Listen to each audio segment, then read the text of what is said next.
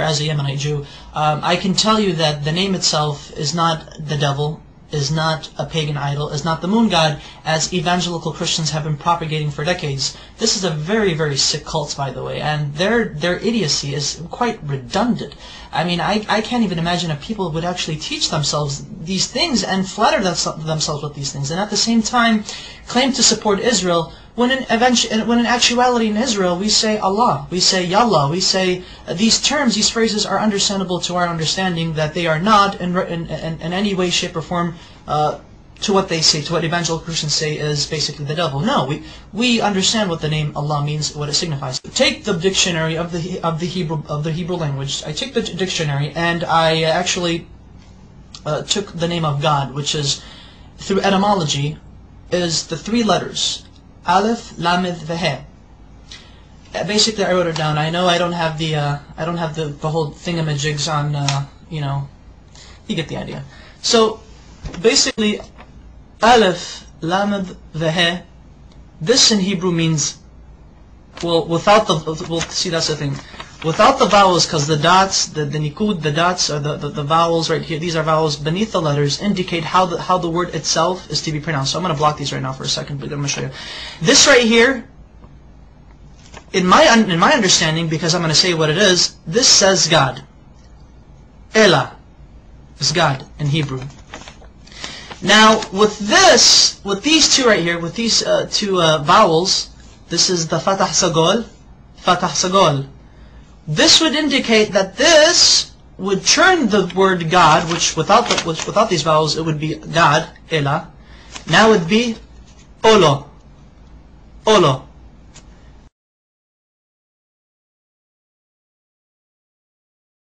Olo means a curse, an oath, or a covenant.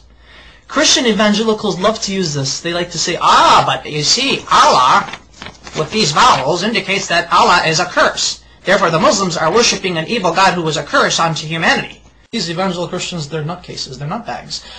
And I took it upon myself further to actually see how they got this idea that Allah, the Arabic name of God, is a curse, and more recently is the devil. I don't know how they do it, but they do it. Allah is not the devil. God forbid. May God even forgive me for saying such horrible things. But here's the Hebrew version of the Arabic name Allah once it is written in Hebrew.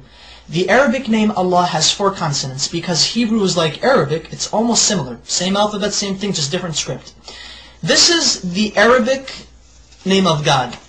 This is how the script is. This is when it's connected, because Arabic is a cursive language.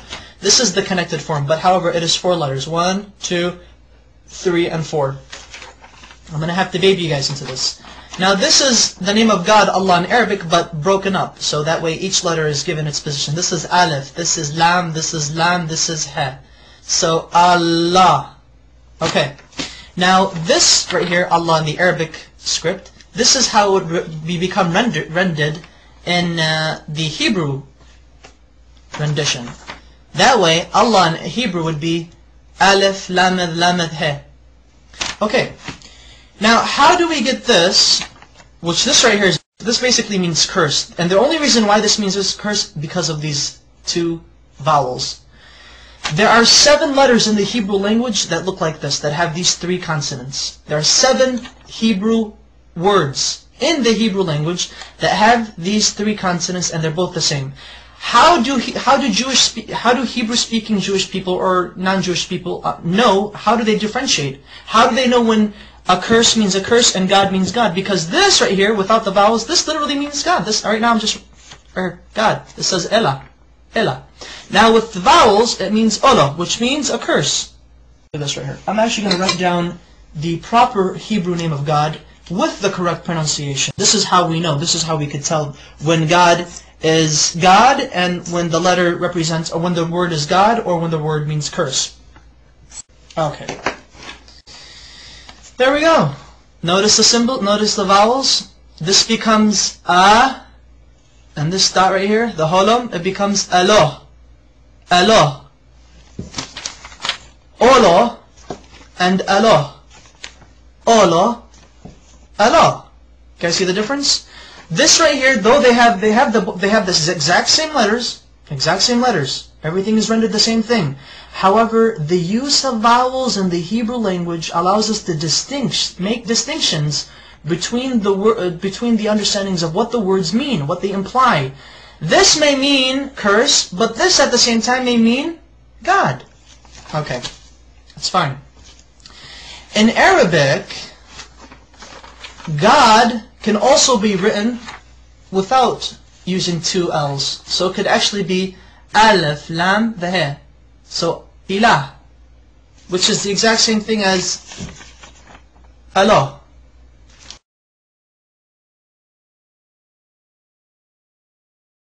Their understanding of how they approach God is exquisitely the same.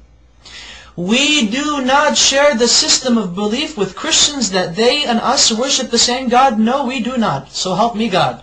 But Christian evangelicals do not worship the God of Israel. They do not worship the Islamic perspective of God. Maimonides, one of our greatest philosophers in Judaism, as well as a religious philosopher of Judaism, has quoted extensively in his beautiful ʻɛlə Tayman, or the Epistle to Yemen, in which he was basically teaching and basically answering many questions brought forward to him. The Jews of Yemen asked, what is your position of Muslims? Are they considered idol worshippers? Are they considered paganists? And Maimonides said, the Muslims, the idolatry has been removed from their hearts. A Muslim does not know idolatry, he does not know paganism, he has no form of whatsoever of any grain left in his heart. Therefore it is permitted unto a Jew, when he enters a land where he cannot find a synagogue, that he is allowed to pray in a Muslim mosque. He's okay, it's fine, it's okay. Hey, I can go to a Muslim mosque and pray if I have to, if I can't find a shul. However, Maimonides says, be careful. If a Jew enters a land where there is no mosque or a synagogue, then he is forbidden to enter a Christian church if there is one. Do not pray in a Christian church. And the reason why is because Christians do not worship the same God we do. They worship a pagan. They are idolaters. They are called avodah zarah in Hebrew, which means idol worshippers. So exquisitely said, so wonderfully stated. Oh my goodness! And you know, it's quite interesting that unfortunately there should be more Jews actually stating the facts as it is. That you know, Muslims and Jews and Muslims, we both worship the same God. No matter what these crazy evangelical Christians are saying, they're basically nutbags. Whatever they say, they just try to come up with exceeding lies, redundant lies. The type of lies that only a child in the kindergarten could easily make up. And emphasize that Arab Christians, and you know, this is what's also funny, and thankfully I remember this, because this is what I really wanted to say, and get a load of this, Christian evangelics. I should refer to you guys as evangelics. There are actually 20 million Arab Christians in the Middle East today, as well as the United States, as well as around the world.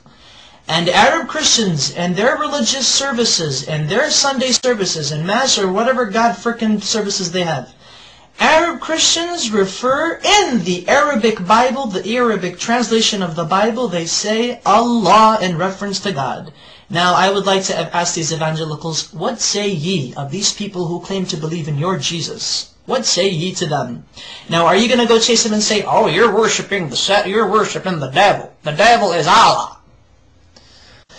Just to let you know that classical Arabic is very close to classical Hebrew, biblical Hebrew, as well as classical Aramaic.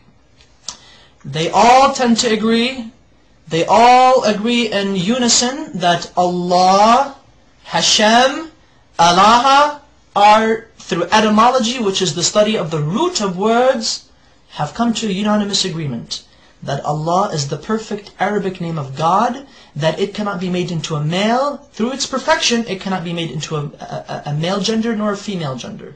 Rather, it is a neutral personification, not personification, but rather a neutral attribute to God. Such wonderful history.